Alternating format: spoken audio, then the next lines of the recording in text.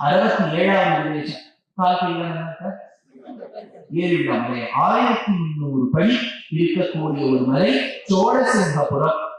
சுவாமி 1300 படி ஏறலாமான்னு கேட்டா அது கஷ்டம் தெரிஞ்சுட்டார். பெருமாள் பார்த்தார், ரொம்ப வருஷம் அப்படியே இருந்தது. அப்புறம் எப்படியோ நேரம் கேட்டு இப்ப கேபிள் கார் கொடுத்தார். கேபிள் கார்ல போனேன்னா கேபிள் கார்ல ஒரு 2.5 மணி நேரம் கியூ இருக்கும், அது நீங்க ஏறிட்டே வந்துடலாம். அதனால 1300 படிதான் ரொம்ப அழகான மலை. ஒரு சின்ன விஷயம் சொல்றேன், அடியனுடைய குடும்பத்துக்கும் இந்த சோழசிங்கபுரத்துக்கும் அவ்வளவு சம்பந்தம். ஏன்னா வருஷம் 48 நாள் என்னுடைய திருத்தாயார் அந்த விரதம் இருந்து தினமும் 2 மலையும் எழுவார். 1300 படி 700 படி.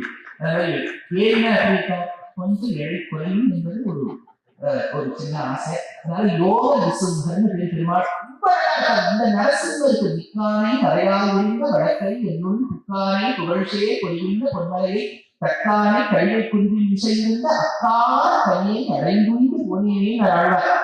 அந்த நரசிம்மர் தான் அழகியான் தானே அறிவுருவம் தானே அழகுதான் நரசிம்மர். அவ்வளவு அழகா இருக்கார். அதுவும் யோக விஷயம் யோக நரசிம்மர்னு பேர்.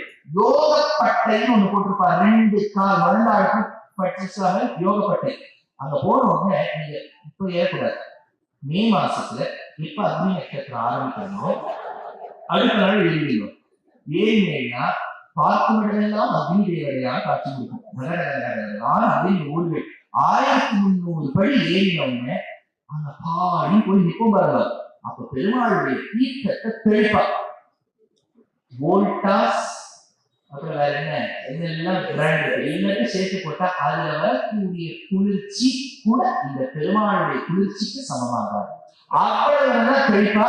இன்னொன்னும் ஓரளவுக்கு இப்போ we can't use, it is not right to use that word, கொஞ்சம் மென்டலி ரிட்டார்டட் பீப்புள் அவர்களுக்கெல்லாம் இந்த பகவான் வழிவகுத்து கொடுப்பார். நரசிம்மனை பார்த்தால் எந்த ஒரு தோஷமும் விலகிவிடும். நீங்க எப்படி சைவத்துல உயர்ந்த கஷேத்திரம் பஞ்சபூத கஷேத்திரம் திருவண்ணாமலைன்னு சொல்றோம். திருவண்ணாமலையில் சிவபெருமான் எரி மலையாவே இருக்கார், மலை எரி அப்படி அக்னி தேவதையாவே இருக்கார். அங்கெல்லாம் ஒரு குன்றாக தோன்றினார் சிவபெருமான் அப்படின்னு சொல்றாங்க.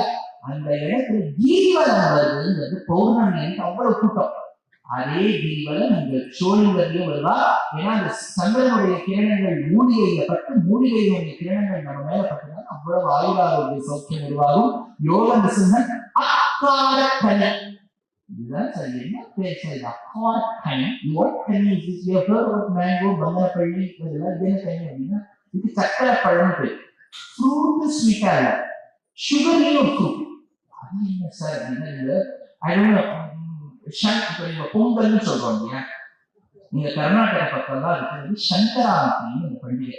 இந்த சங்கராந்தி போய் என்ன பண்ணுவாங்கன்னா நல்லா அந்த சர்க்கரையை பொடி பண்ணிட்டு விதவிதமா ஷேப்ல பிடிப்பாங்க.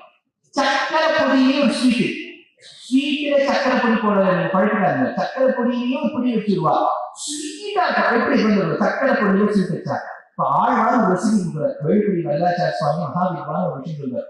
பூமியை நன்றாக உழ வேண்டுமா, சர்க்கரையை விதையா போடணும், அதுல சக்கரை துணி வருமா.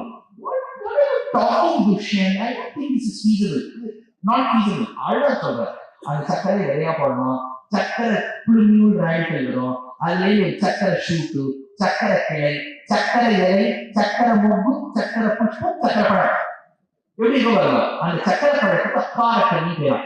இந்த பெருமாள் அவ்வளவு சீட்டா இருக்கா, அந்த சக்கரையிலேயே ஒரு பழம் பண்ணா கூட இந்த பெருமாளுடைய தித்திப்பு ஒட்டாது. அவ்வளவு தித்திப்பா இருக்கக்கூடிய பெருமாள் மிக்கானே மலையாள இந்த விளக்கை என்னுள் புக்கானே புகழ்ச்சியை கொள்கின்ற பொன்மலையை தக்கானை கழி குன்றின் செய்திருந்த அக்காரக்கனியை அடைந்து போனேன். இந்த பெருமாளுடைய உற்சவம் கீழே அந்த சோழிவர் டவுன்ல இருக்கார், ஆத்மானோட.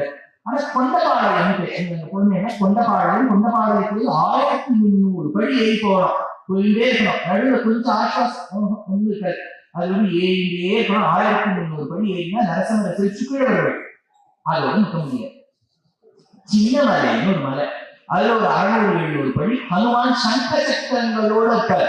சங்க சக்கரங்களோடு கூடிய ஹனுமான சிரிச்சுட்டு வரணும். இந்த இடத்துல விஸ்வாமித்திரருடைய சரித்திரம் கேள்விப்படுவோம். அவர் ஒரு இடத்திற்கு அவசாரப்பட்டவர் பிரம்ம, அதாவது அவர் பிரம்ம ரிஷி பட்டம் கிடைக்க வேண்டும் என்பதற்காக தவம் மேற்கொண்டார். என்ன தவம் மேற்கொண்டார்? இந்த மலை. இந்த மலையில இருந்தபடிதான் விஸ்வாமித்திரர் பிரம்ம ரிஷியாக வேண்டும் என்கின்ற தவத்தை மேற்கொள்ள பிரம்மா பிரத்யட்சமாகி பிரம்ம ரிஷியும் சொன்னார். அந்த விஸ்வாமித்திர பட்டத்தை பெற்றுக்கொண்டு பட்டீஸ்வரன் சென்றார். வசிஷ்டரை பார்த்தார். வசிஷ்டர் என்ன சொன்னார்? நீ பிரம்மரிஷி. வசிஷ்டர் வாயால பிரம்மரிஷி பட்டீஸ்வரம், பிரம்மா வாயால பிரம்மரிஷி சோழர்கள், சோழசிங்கபுரம். இந்த மலைக்கு ஒரு பேர் உண்டு, கட்டிகாச்சலம் பேர். கட்டிகானா ஒரு நாளிலே 24 நிமிஷம் நீ அந்த மலை மேல நீங்க போறதுக்குள்ள பெருமாள் சேர்த்துக்குள்ள 24 நிமிஷம் அழகும். அங்க போய் அமிர்த கலவரி சுதாவலின்னு கேட்டாயா அவ்வளவு அழகா இருக்கும். ரொம்ப ஆச்சரியமான கஷேத்திரம். இந்த கஷேத்திரத்துல ஒரு மகாச்சாரியர் இருந்தார், தொட்டையாச்சார சுவாமி. அந்த தொட்டையாச்சார் வருஷா வருஷம் சோழர்லேருந்து புறப்பட்டு காஞ்சிபுரம் பெருமாள் கருட சேவைக்கு போவார். ஒரு வருஷம் போக முடியல. பெருமாளே உன்னையே நான் நினைச்சிருக்கேன், எனக்கு நீ சேவை கொடுக்க மாட்டியான்னு நினைக்கிறது கூட அந்த தக்கான் குளத்தின் கரையில் தொட்டையாச்சாரியால் காஞ்சிபுர தேவ பெருமாள் ஒரு செகண்ட் சேவை பண்ணார். அதனால அந்த இடத்துல கஜேந்திரவரனுடைய சந்நிதிக்கு காஞ்சிபுரத்துல கருட சேவை நடக்கும்போது 2 கொடை மறைச்சுவா ஒரு 2 செகண்ட்ஸ்.